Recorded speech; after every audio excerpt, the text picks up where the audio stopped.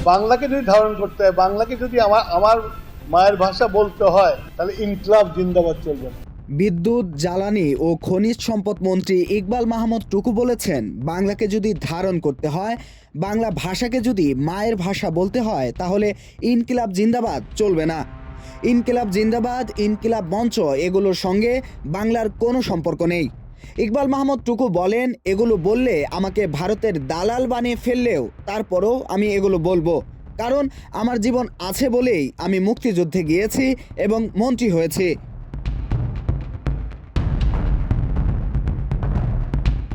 শনিবার সকালে জেলা প্রশাসনের আয়োজনে সিরাজগঞ্জ জেলা শিল্পকলা একাডেমি অডিটোরিয়ামে আলোচনা সভা, সাংস্কৃতিক অনুষ্ঠান ও পুরস্কার বিতরণ অনুষ্ঠানে প্রধান অতিথির বক্তব্যে এসব কথা বলেন তিনি।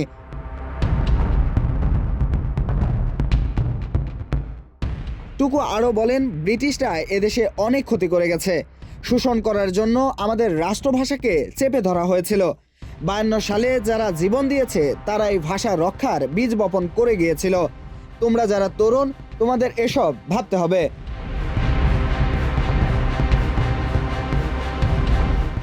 জেলা প্রশাসক মোহাম্মদ আমিনুল ইসলামের সভাপতিত্বে অনুষ্ঠানে উপস্থিত ছিলেন পুলিশ সুপার সাইদুল ইসলাম শান্ত সহ বিভিন্ন সরকারি কর্মকর্তা, সাংস্কৃতিক ব্যক্তিত্বগণ।